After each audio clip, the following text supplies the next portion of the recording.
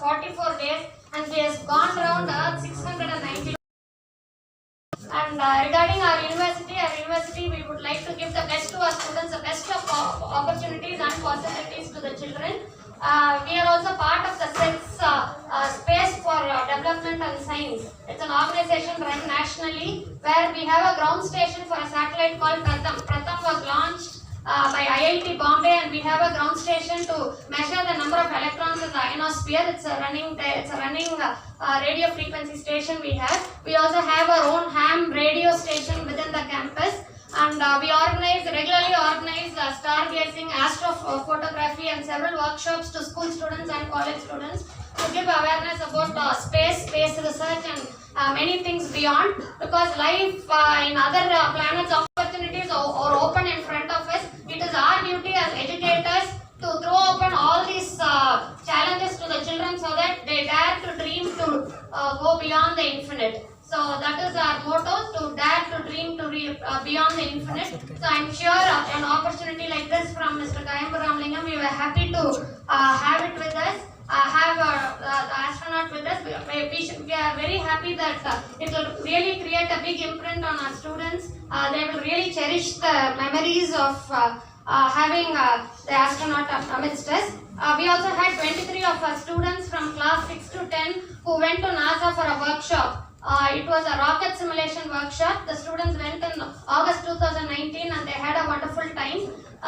It was a great opportunity again. So so I hope all of you come tomorrow, and I'm sure this program will be a grand success. Sir was saying 5 years back it was not possible. I'm sure this year it's a grand success. Congratulations to the CEO of Go4Go. Thank you. Now over to the real hero, Dr. Raman Thomas. Thank you very much. Good afternoon, everybody. As you heard, my name is Don Thomas. I had the amazing opportunity to fly on 4 space shuttle missions, spending 44 days in space. And as you heard, I went around the Earth 692 times. During 6 years old, the United States launched our first astronaut to space. And as a young boy, I watched that launch and I said, I want to do that. That was my moment of inspiration. And it inspired me to work hard in school, to always do my best in math and science and all my subjects. So I always had this dream that motivated me to work hard, to achieve becoming an astronaut. And it took me many years to get there. I was 35 years old when I finally got selected to be an astronaut. And I was 39 years old the first time I made it to space. But it all started with that moment of inspiration, which is what Go4Guru is doing every day, sending students to NASA Kennedy Space Center, bringing them to the United States, exposing them to American universities. This is the moment of inspiration for that next generation. And I retired from NASA 12 years ago. I've been working in education since. And I think it's very important, not only that I flew in space, that I can help inspire that next generation. The astronauts that land on Mars are our young students today in the classroom, this generation right here. And that's why we're so proud to have you here today. And I think you're going to have a great time at the Kennedy Space Center. I know you are. But this is our future. Our future doctors, lawyers, scientists, engineers, our future astronomers, our future astronauts. This is that generation.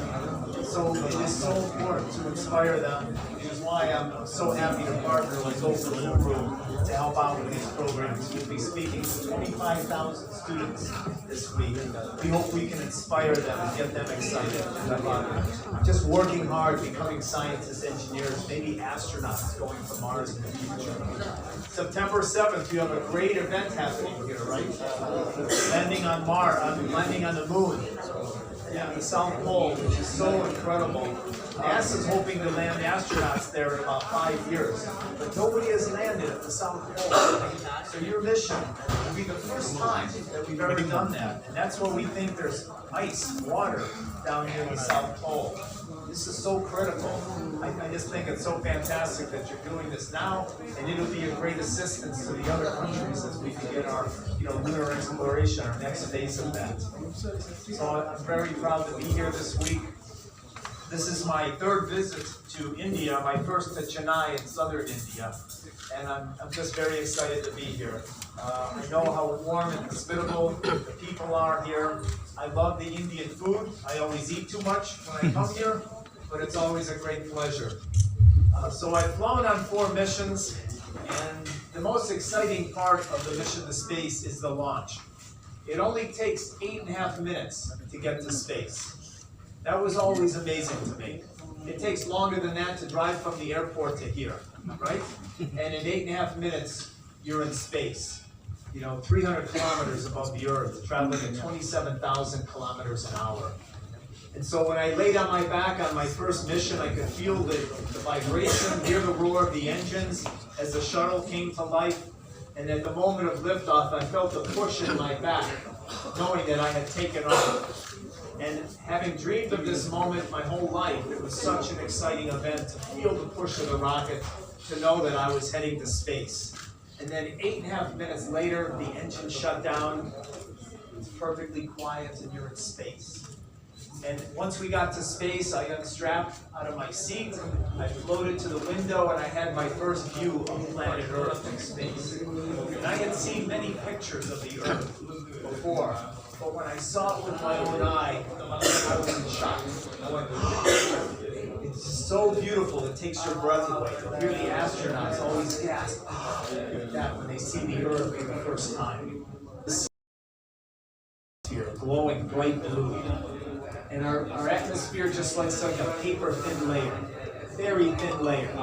So immediately, as soon as you look at the Earth, you realize how fragile our planet is, and the need to take better care of planet Earth. And every astronaut comes back with that message of we have to take better care of our planet. It's fun floating around in space.